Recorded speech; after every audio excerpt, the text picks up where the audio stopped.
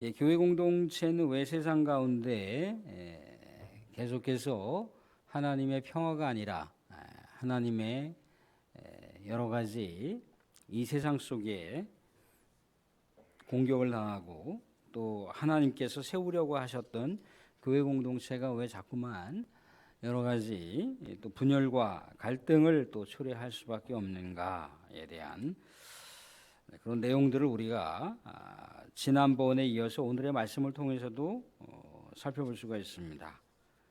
13절 보시면 용이 자기가 땅으로 내쫓긴 것을 보고 여자를 박해한다라고 되어 있어요. 그죠? 하늘에서 이 용이라고 하는 이 구절에 보면은 용이 어떤 정체성으로 나와 있냐면 옛뱀이라고도 하기도 하고 또 사탄이라고 하기도 하고 마귀라고도 한다라고 하는 그 정체를 분명하게 명시하고 있어요. 근데 용이 이제 하늘에서 미가엘 천사하고 전쟁을 벌였는데 패배를 했단 말이죠.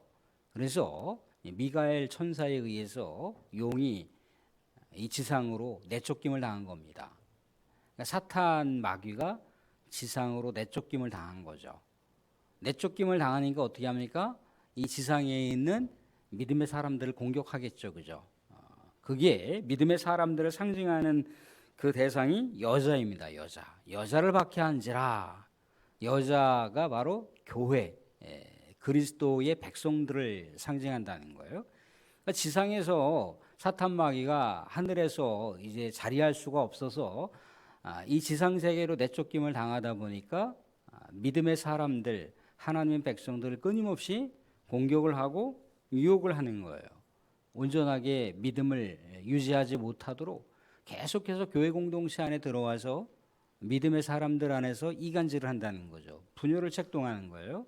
어떻게든지 교회를 파괴해야 되고 믿음의 사람들이 하나님을 온전히 바라보지 못하게 만드는 것이 바로 사탄의 본성입니다.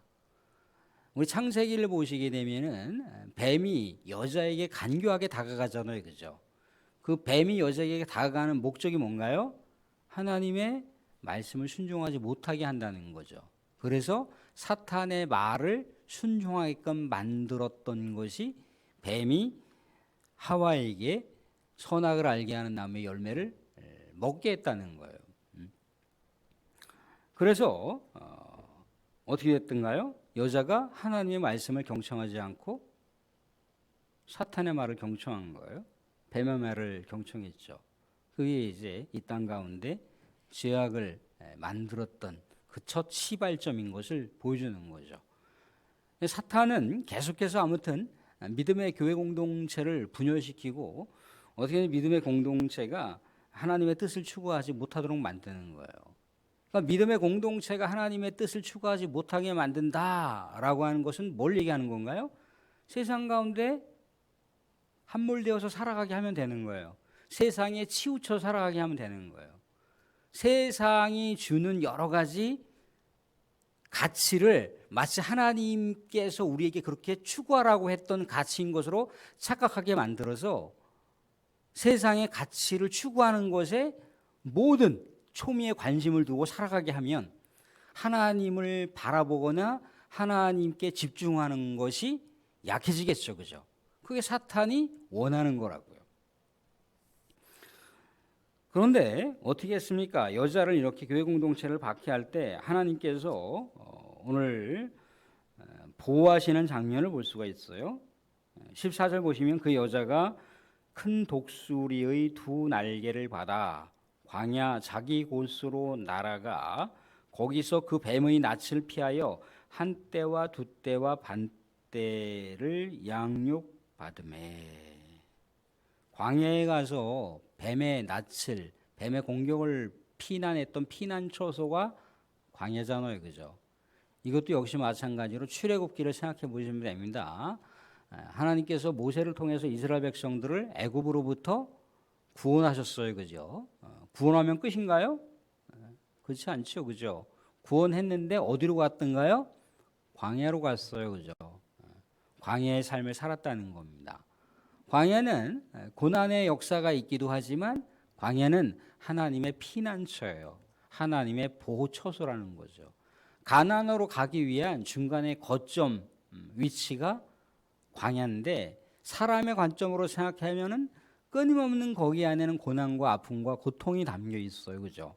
근데 하나님의 관점으로 생각해 보게 되면 그것이 애굽의 피난과 애굽으로부터 보호받을 수 있는 장소가 광야인 거죠. 그래서 사람의 입장에 생각해 보면 애굽에 있을 때는 비록 종살이 했지만 먹는 거 가지고 염려하지 않았거든요. 입는 거 가지고 걱정하지 않았어요. 물 걱정하지 않았다는 거예요. 먹고 사는 데는 아무 지장이 없었습니다. 애굽에 살 때는요. 그런데 광야에 딱 들어서는 순간 인간적으로 뭐가 문제가 생겼습니까? 먹는 거에 문제가 생겼어요. 의식주에 문제가 생겼단 말이죠. 물도 없었고요. 또 먹을 양식이 없었어요. 그도 그럴 것이 당사자들만 그렇게 먹을 것이 없고 또 마실 물이 없었으면 그나마 버텨볼 재간이 있을지 몰라도 자신들의 자식들이 혓바닥에 천장에 늘러붙어서 목말라 죽어가는 그 광경을 생각해 보세요. 먹을 것이 없어 피골이 상접이 되어 있는 그런 가족들을 생각해 보게 됐을 때 이거는 아니라고 생각을 하겠죠. 그죠? 그래서 하나님께서 모세를 통해서 광야로 인도했으니까 모세에게 항거를 하고 데모를 하고 시위를 하는 거예요. 근데 하나님께서 이스라엘 백성들에게 어떻게 했던가요? 낮에는 너무나 덥단 말이죠. 그죠? 50도, 60도의 그 불볕더위를 어떻게 견뎌나갈 수가 있습니까? 그때마다 구름 기둥으로 다 그 더위를 햇볕을 가려주셨어요. 저녁에는 일교차가 너무 심하니까 너무나 춥단 말이죠. 그죠? 불기둥으로다가 이스라엘 백성들을 또 보호해 주셨어요. 먹을 것이 없다고 하니까 만나와 메추라기를 주셨습니다. 마실 물이 없다고 하니까 마실 물을 바위를 깨뜨려서 물을 나오게 해서 백성들을 그렇게 물을 마시도록 하셨다는 거예요. 그게 광야에서 사람이 생각하는 관점과 하나님이 생각하는 관점이 편만하게 차이가 있다라고 하는 극명하게 대비되는 그런 내용인 거죠. 그죠? 역시 마찬가지로 광야라고 하는 것을 우리는 여기서 보잖아요. 분명히 여자가 박해를 받는데 큰 독수리의 두 날개 하나님의 보호를 상징하는 겁니다. 광야로다가 이 여자를 이제 보호하도록 피난처 보호소로다가 이동을 했습니다.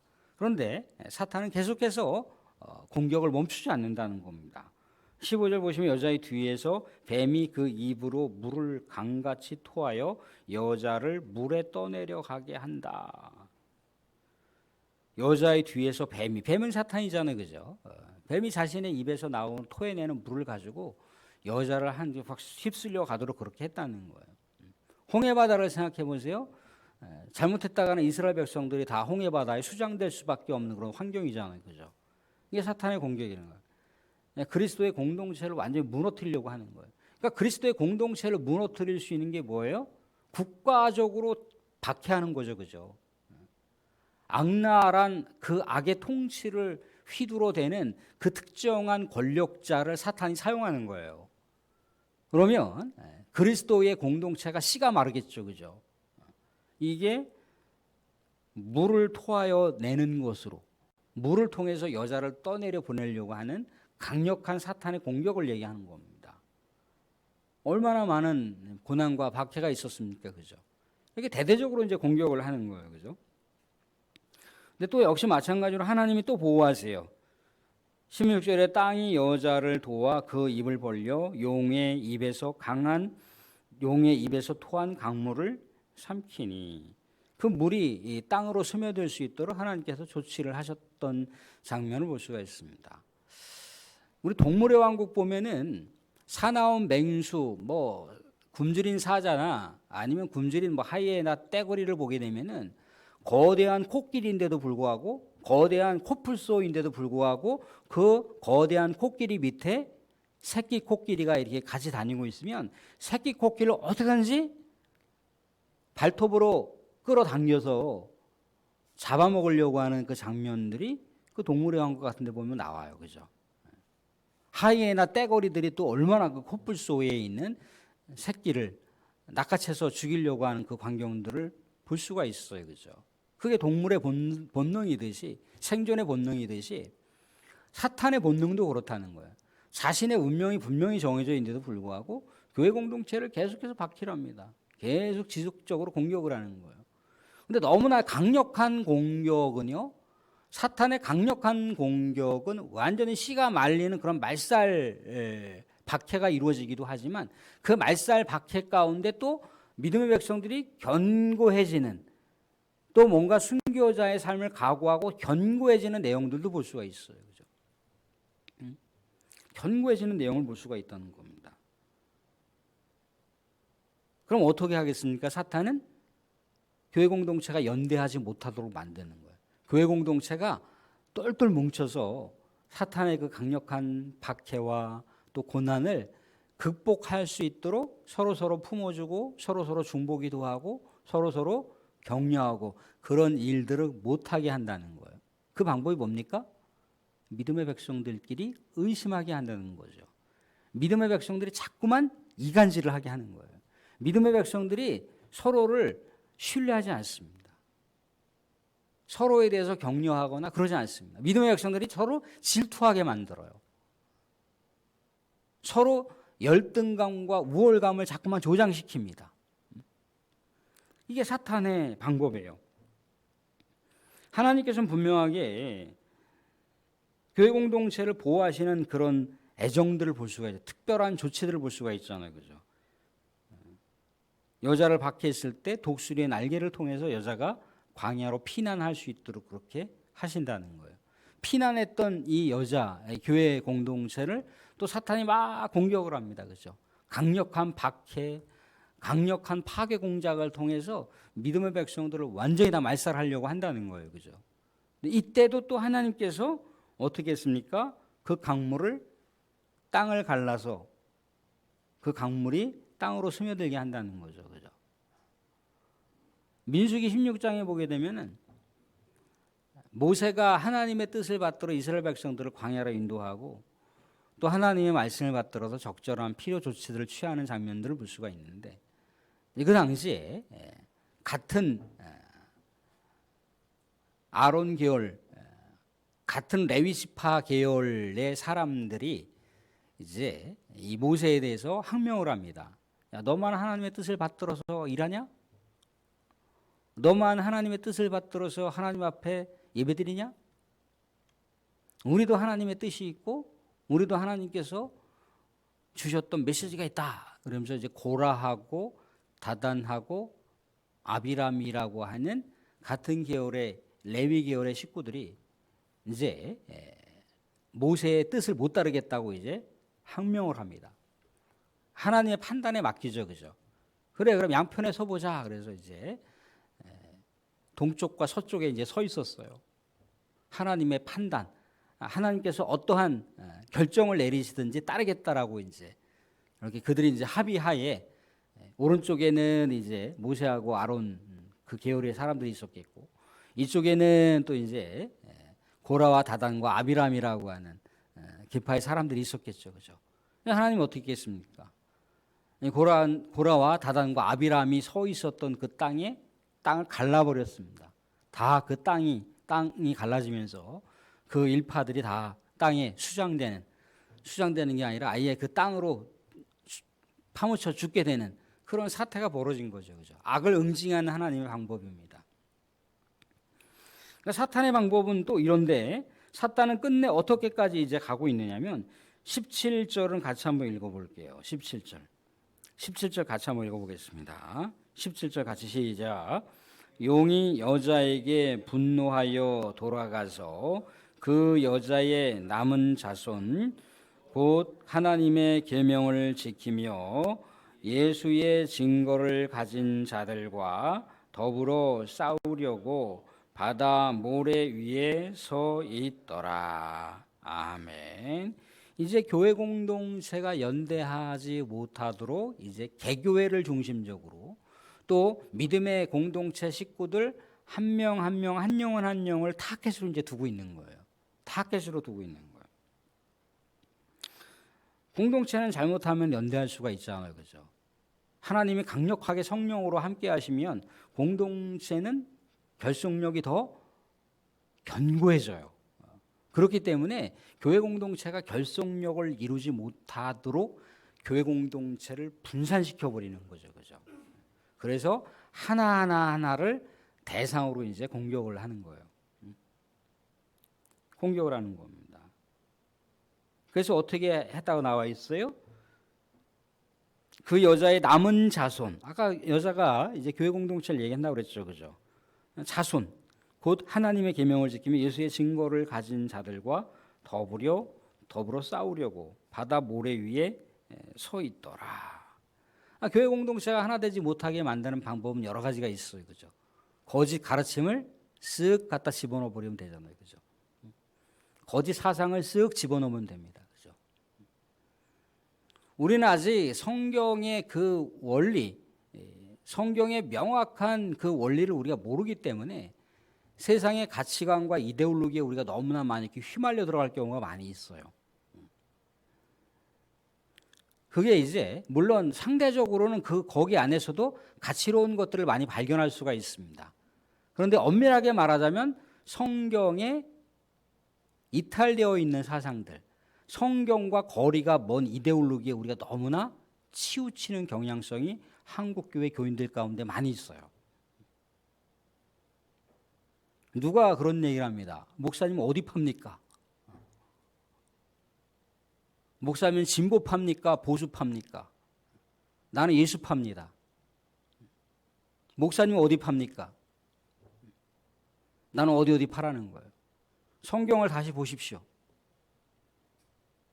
어디 예수님이 진보파라고 한 부분이 있고 어디 예수님이 보수파라고 하는 게 어디 있습니까? 성경을 다 보십시오. 성경도 모르는 사람이 무슨 진보파, 보수파, 좌파, 우파를 나눕니까? 그런 소리 하지 마십시오.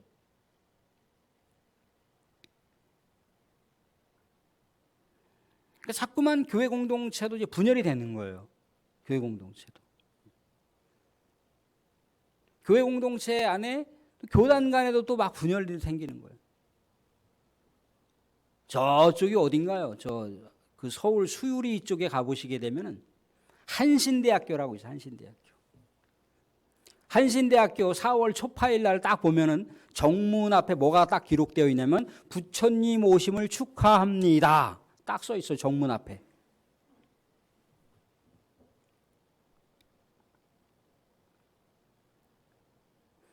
물론 그 탄생이야 축하할 수 있죠. 그죠? 근데 그들이 주장하는 논리가 성경적으로 어떻다는 거죠. 그래서 자꾸 교회 공동체를 이간시키고 자꾸 분열시키는 거, 의심하게 만들고. 사랑하는 성도들 부부지간에도 생각이 여러 다양한 생각이 다양하잖아요. 그죠? 어떻게 똑같습니까? 생각이. 부모와 자녀 간에도 생각이 똑같습니까? 똑같지 않죠. 그죠? 다양할 수가 있어요. 그죠? 다양한 것을 어느 정도 인정을 해주지만 우리가 진리는 하나야 되죠. 진리가 여러 개가 있습니까? 진리가 하나란 말이죠. 그죠? 진리가 아닌 것을 붙들다 보니까 그 진리마저도 위협당하고 있는 거예요. 예수님 시대 예수님이 그랬잖아요. 예수님이 언제 바리새파, 사두개파, 에세네파에 예수님이 어디 치우쳤습니까? 치우치지 않았죠. 그죠? 그래서 사도 바울이 고린도 교회를 향해서 얘기하는 게 뭡니까? 어떤 사람들은 바울파, 어떤 사람들은 또 게바파, 어떤 사람들은 또 아볼로파, 어떤 사람들은 또 예수파. 그 파당이 되어 있는 그 당시에 고린도 교회를 향해서 복음을 외쳤어요. 그랬더니 튕겨져 나가더라는 거죠. 고린도 전후서를 보세요. 고린도 전서를 보면은 사도 바울의 그 어조가 굉장히 격앙되어 있어요. 그런데 분명한 건 뭐냐면 격앙되어 있지만 튕겨져 나갔더라는 거죠.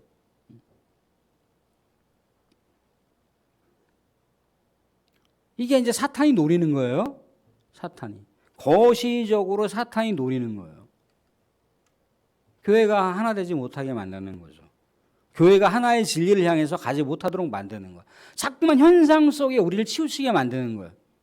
그 현상이 마치 우리가 우리가 목숨 걸고 싸워야 되는 어떤 것인 것 마냥 착각하게 만들더라는 거죠. 그게 진리가 아닌데. 그건 얼마든지 인간 세계에서 일어날 수 있는 여러 가지 내용들인데 그게 진리인 것으로 우리가 호도되어서 거기에 묻히는 경향성이 있는 거예요. 이게 사탄이 노리는 꼼수라는 겁니다. 사탄이 이 지상에 있는 믿음의 백성들이 사분오열되게 만드는 거예요. 그렇기 때문에 우리가 진리의 말씀이 중요한 것이고 우리가 기도가 중요한 겁니다. 하나님 중심적인 기도. 하나님 중심적인 기도. 내 뜻을 정해놓고 이게 하나님 뜻인 것으로 관철시키려고 하는 그게 아니고 하나님 뜻을 구하는 거예요.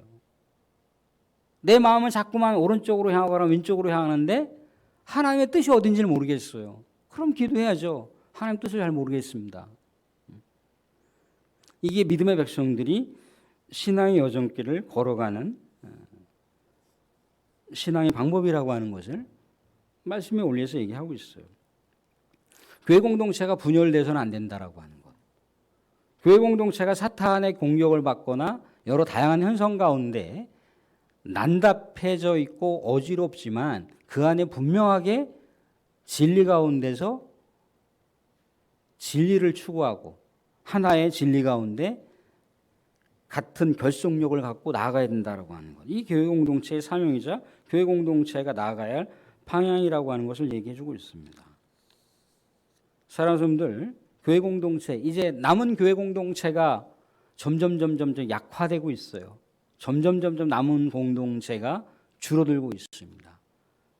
그렇지만 분명한 건 남은 공동체를 통해서 하나님은 하나님의 역사와 하나님의 영광을 취하신다는 겁니다. 오늘 주신 말씀처럼 정말 교회 공동체에 박해를 가하거나 유혹을 정말 아주 정교하게 가하는 사탄의 이 무지막지한 이 공격과 유혹은 지금도 여전히 진행되고 있다는 거예요. 지금도 여전히 진행되고 있는 이 상황 속에서 우리가 과연 사탄과 악의 이 공격과 유혹을 어떻게 우리가 극복하고 새롭게 헤쳐나갈 것인가. 분명한 것은 우리는 하나님을 바라봐야 됩니다. 하나님께 주신 말씀이 있다는 겁니다. 하나님께서 왜 이 땅 가운데 교회를 주시는 목적이 뭔가요? 영혼 구원을 위해서 주신 거잖아요. 그죠? 어떤 사상에 치우치라고 교회를 주신 게 아니란 말이죠. 하나님의 영혼을 찾으라고, 하나님의 영혼을 구하라고 교회를 주신 거예요. 교회 공동체가 어떤 세상의 현상 가운데 치우쳐서 이거 해야 된다, 저거 해야 된다, 그게 아니고 영혼을 구하라고, 영혼을 구하라고. 그것을 우리가 잊지 마시고 사탄의 여러 가지 공격과 유혹을 우리가 극복하시면서 교회 공동체가 참된 기도의 공동체, 또 말씀의 공동체, 또 복음 증거의 공동체가 되기를 주님의 이름으로 축원드립니다. 아멘.